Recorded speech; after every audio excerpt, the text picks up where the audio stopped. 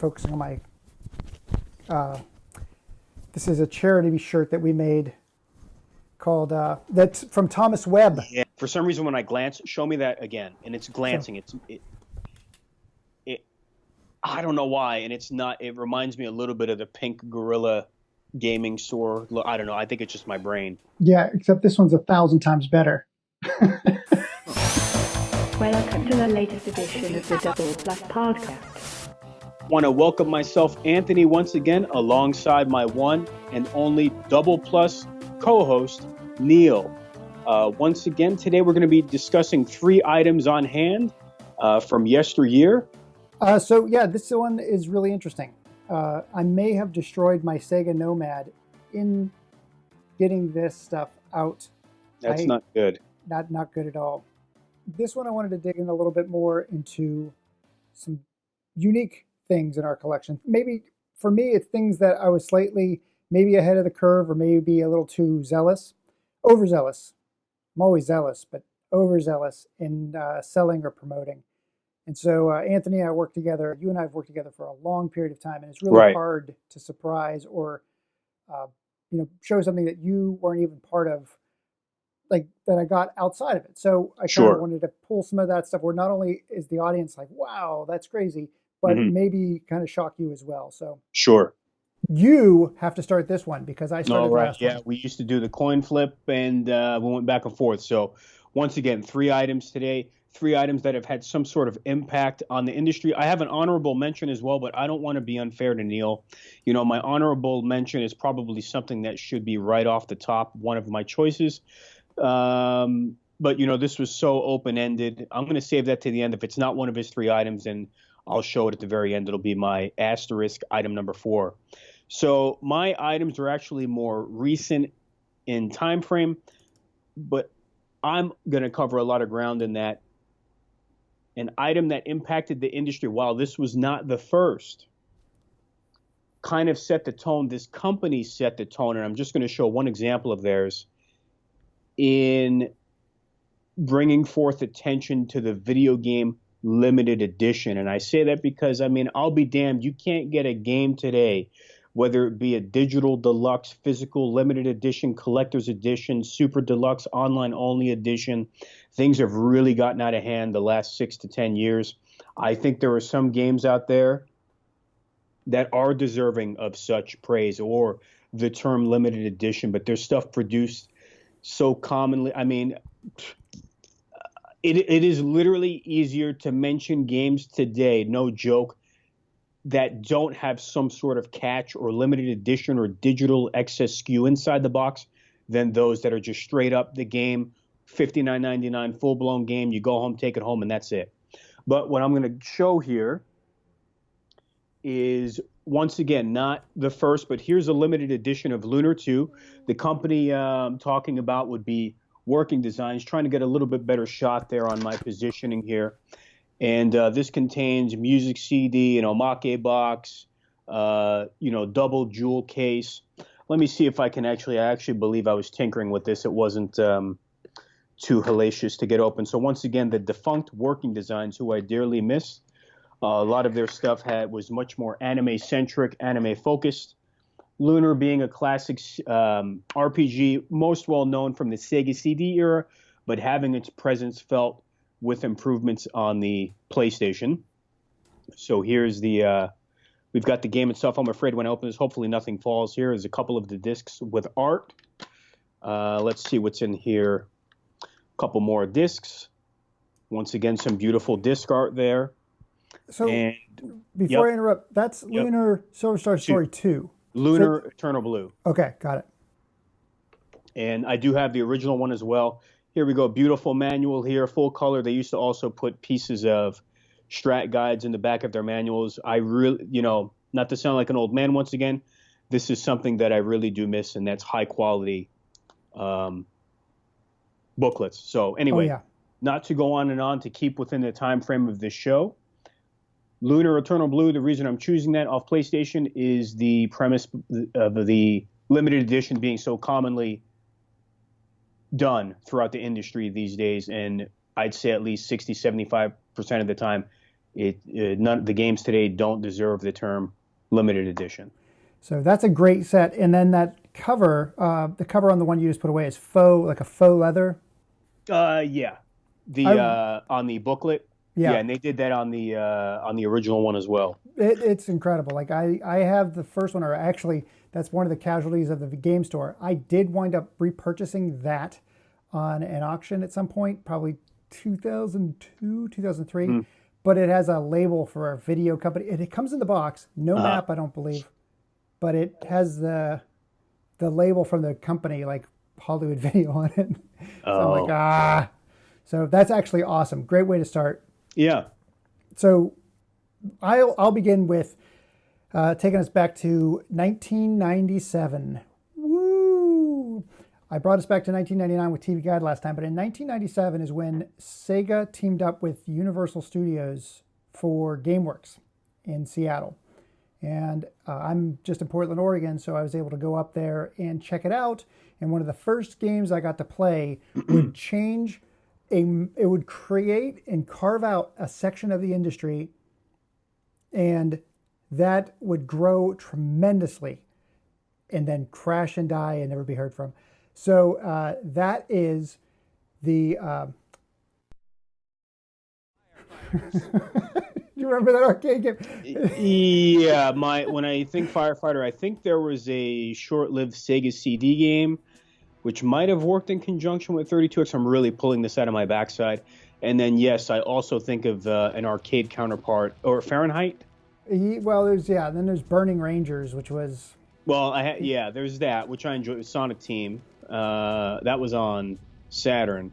What was the name of the one you're discussing? I think it was like... Brave Firefighters. Yeah. It was more about the experience. That's why when they teamed up with Universal Studios, it was about bringing those experiences. So instead of kind of tiptoeing around this, I'm going to pull out this piece, which I imported right after coming back from Seattle. I'm like, I have got to get this for my own collection. And you will remember this from our days at Game Crazy, Guitar Freaks. Wow, okay, yeah. So this was a full-on, I think this is right side up. I can't believe, it's Japanese, so I'm hoping, because Konami's backwards on my screen. So this Konami, when they were really ahead of the game, they had this and Beatmania were their big series that were coming out around this time. So Guitar Freaks would spawn Guitar Hero, which again, and Rock Band, which was MTV Networks, and really brought a bunch of artists together, really brought an entire genre that didn't exist in games. It's rhythm games, but it's like peripheral rhythm games.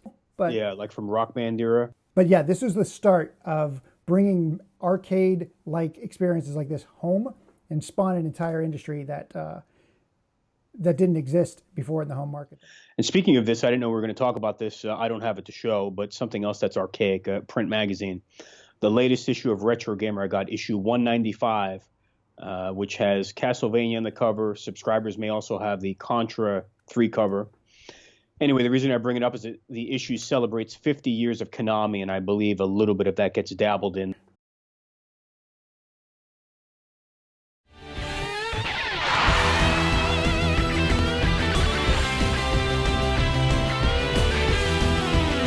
Well, we got item 2 coming up here, and this is something that's much more recent, I'd say within the last 5 years or so, something that has impacted and affected the industry, kind of bringing things full circle in a way for Nintendo. And because as we all know, they didn't just get started in video games, they did Hanafuda Japanese playing cards, and they also dabbled in toys, things of that nature, and that would be popularizing the Amiibo, which serves as both, I would say, a display piece or toy, as well as an add-on piece to unlock items from various games. So I do have a pretty respectable collection of Amiibo, but just for today, I'm going to show 3 boxed ones. First one we're going to start with is actually a recent release of Young Link. Don't know how this is going to come up. And for those that don't know, Amiibo average and price brand new of $12.99. I do feel like recently they went up a couple bucks, but Amiibo averaged 13 to 16 bucks a pop. There are exceptions. This one is from a year or two ago. This is one of the elusive, the Majora's Mask Link. And then what I do like about these is the detail on them are pretty good. Some of them seem to get better over time. Some people have expressed they feel some of the detail has gotten better. I don't know if that's just one's imagination. And then, we couldn't do the roadside collectible show without me getting a mention of Bayonetta in here somehow. So here's the original rendition of Bayonetta. I do have the alternate one as well from Bayonetta 2, not shown. But I think Nintendo's done a respectable job. While they didn't innovate that space recently, because I know there are some people screaming at home, they have arguably been able to keep that space alive with some longevity in the amiibo. And I know coming up the end of July, there's the Pokemon Trainer, Pichu amiibo, as well as some others. The next ones that I'm personally awaiting, which they've shown but haven't given release dates for, are Simon and Richter Belmont. Oh, wow. That'll be nice. Holy cow. Yeah, so they've done a good job in that space, satisfying hardcores as well as casuals. And I would say something that's affected the industry definitely within the last decade have been Nintendo's amiibo. Jeez, oh man. So they've got So it, yeah. They've really forced not only obsolescence, but the fear of missing out into those. Right. And yeah, that would make me broke. Anybody who's buying those for preservation, you're smart. The problem is you will not be, again, you can sell them now for whatever, but if you hold on to them, you're going to be burdened for 20 years holding on to them. That is the big problem that I had with Metal Gear Solid, the McFarlane toys. Like, I wound up selling them on Amazon for a decent profit, especially like some of them I bought for $9.99 and were selling for almost $100 at the end. Wow. But again, to hold on to them for 20 years and to preserve them for 20 years, you can't just keep them in a garage. You got to keep them separate. So you are awesome and smart for picking them up, but you definitely you've added a job to your life. Sure, you have to know where to draw the line and not to stretch this conversation out, but you mentioned Metal Gear, so I can't go this topic without mentioning it. Another one that just went up for pre-order that I have not pre-ordered because it's like you got to draw the line somewhere. Mm-hmm. They do have a Solid Snake amiibo coming. We could sidebar all day, but to keep this moving along, because I know there's things that have to be done on the weekend. So you've got item 2 coming up? Dos. This is your item 2. Yes, and it's also following back in the late 90s. And again, I'm bringing stuff out of the archives. I promise to have something more modern. But coming out of the archives, another huge genre that was born was the endurance game. And it's games that would test your mental and physical acumen. And the biggest one of that era that's still going on today that had a release this year, I think, called A20, which I am blown away that it came out this year, is a game, drumroll please, called Dance Performance Professional. What in the world? Professional Dancing Machine. Otherwise known as Dance Dance Revolution. Was that an off-brand sold at Babbage's back in the day? Yes, this is a piece of garbage. And so I'm like, you know what? Listen, I'm investing in this industry. So I said, screw this. I've got to go real or go home. So I wound up getting from Konami, this is going to be hard to get out, the actual dance pad from Dance Dance Revolution. It's massive. It's huge. Wow. It's metal. I can't believe you have that thing. Yes. And this is great. This has lasted forever and a day. But yes, talk about a burden carrying this thing around. Yeah, I just got bashed for my amiibo collecting, and holy Lord, this is you need a cement truck.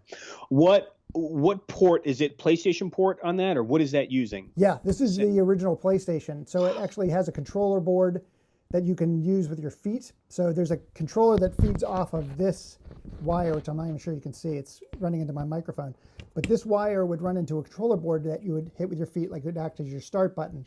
And then these were your active. And again, I had to go this route. I'll take better shots of this. Whoa, that is ridiculously heavy because it's steel. It's a steel construction. Was that a Babbage's purchase as well? No, this was an import. I can't even tell you how much this cost to ship.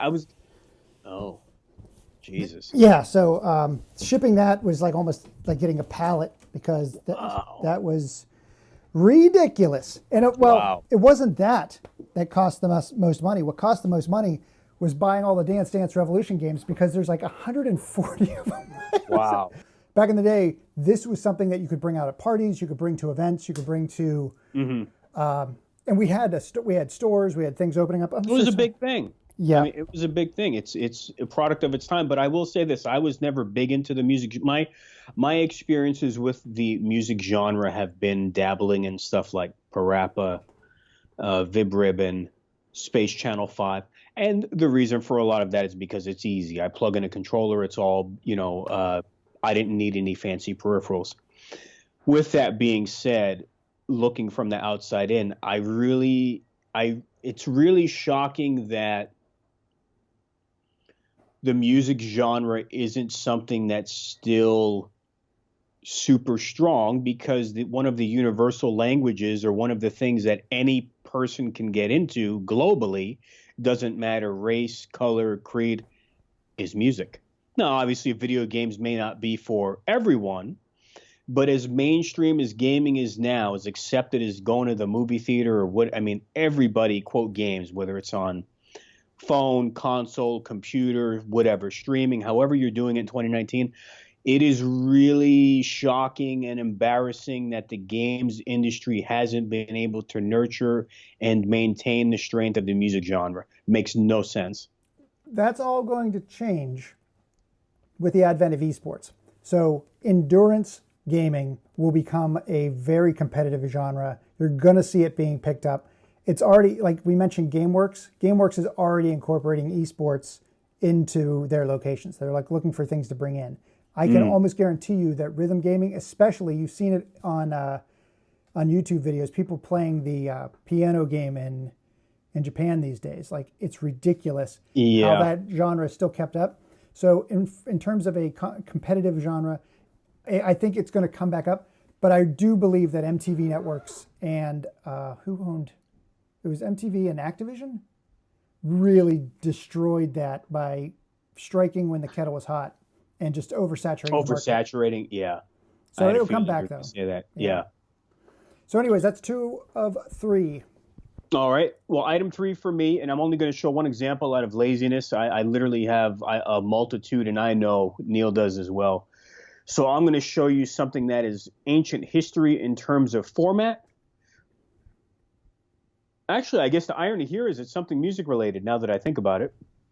And I don't know, this certainly didn't affect gaming in the way that Amiibo have or limited editions. This is much more obscure and laser-sided, but I'd say over the last 3 or 4 years, for those in the know, would be the vinyl record. Woo. So this is just one example. This is a recent release from Data Discs. That's Data-Discs out of the UK. On a side note, for those who don't know or want to know, many of their releases get picked up stateside and distributed by Mondo. So what we're looking at here is the Thunder Force 4 full soundtrack, known stateside in the 90s as Lightning Force, but the true name is Thunder Force 4, one of the greatest metal-inspired soundtracks utilizing the Genesis hardware Mega Drive of all time. And for those that want more information or opportunity on how to know when the latest vinyl is coming out or going to these sites, go to Google and search Blip Blop. That's B-L-I-P, B-L-O-P, Blip Blop, as weird as it sounds. And it's pretty much a running site that if there's a major, whether it be a Kickstarter, release, someone putting X, Y, or Z vinyl out, they'll give a link and a little report on it. So very obscure site, but it really is one of the best that I was informed of a couple years ago to keep track of all of this, because there is, when I say so many, it's like, you're like, how many people could be putting on vinyl? Well, you're right, not that many. But for the 6 to 10 establishments that do, this can get very confusing, and I had to learn quick, between who's creating, who's publishing, who's distributing in this country. So check out Blip Blop, but if you want to check out a lot of those great Sega releases, and now they're doing some SNK and Capcom as well, straight out of the UK, check out Data Discs. So Blip Blop for the blog, Data Discs to look into that Thunder Force soundtrack, and checking that out will get you on your way into another sub-hobby which you don't need and don't need to spend money on. It is a poison. And I would put it almost in the same league as anyone who wants to get into Neo Geo. Now, I know there's nobody really left today. I was a Neo Geo owner in the very early 2000s, even then getting into it late, which is a decade and a half ago. My suggestion is to be smart. Don't do it. Vinyl records won't put you in as much of a hole, but it will turn into another sickness. So my third item will be the vinyl record, a technology from decades and decades ago being brought back to life through the gaming industry. I was also going to mention I Am 8-Bit and Limited Run Games also do vinyl every so often. So give those a check. Yes. All right. So moving into the third and final one, you could see I had a little teaser here. This is my G29 racing wheel for... God. Yeah, so wait a minute. This is the... Well, G29 did not have the... Wait a minute. This is... No, this isn't my G29 wheel. Oh my gosh, I don't even know what I'm talking about. It looks like it because it has a clutch pedal here, but it's not. This is a Capcom release from back in the Xbox days. Oh my God. Super limited edition. Oh my gosh. This is the Hernia episode. You brought the heavy. Oh my gosh. The 40-button super limited edition Steel Battalion controller by Capcom. This is still in fantastic. I love that. I had to put this away when my kids were young because they would be clicking and hitting those switches, and I just knew this wasn't going to last through kids. But this was a tremendous unit. Actually, all of these are fantastic, really solid feeling switches. The whole thing lights up. This thing, Anthony has the chair. We actually made a metal armature for this, which I still own, which strangely enough my G29 wheel is connected to right now. But this, we have a metal tray that fits this perfectly. We had it custom made, and then the chair that slid in underneath it, seriously, that rumbled, that had vibration. Does that chair still vibrate? If you want me to tell the story here, and I was very heartbroken, and this is the God's honest truth, I got an extra, and this is going to sound like bull, I got an extra 10 years of use out of that chair you were looking to just get rid of for space at the time. And in January of 2018, I was so upset that the stuffing under the inside of the leather started all to pop out, and I had no choice but to get rid of it. And let me tell you, to this day, the fact that it survived that long, I was upset. Yeah, I was upset. I literally looked at it and I'm like, is there any way? And then the springs were starting to come out from under it, and there was no. It was not meant to live that long. Yeah. But it's I'm very impressed that you were able to keep it around. If there's anybody who could keep it around that long, it would be you. So again, that is the Hernia episode. Yeah, so thank you everyone for hanging in there as we work out the kinks and kind of trek along. I want to thank Neil for making the time, doing the edits, the magic behind these video presentations. And for now, everyone, want to thank you for joining us and tuning in. And until next time.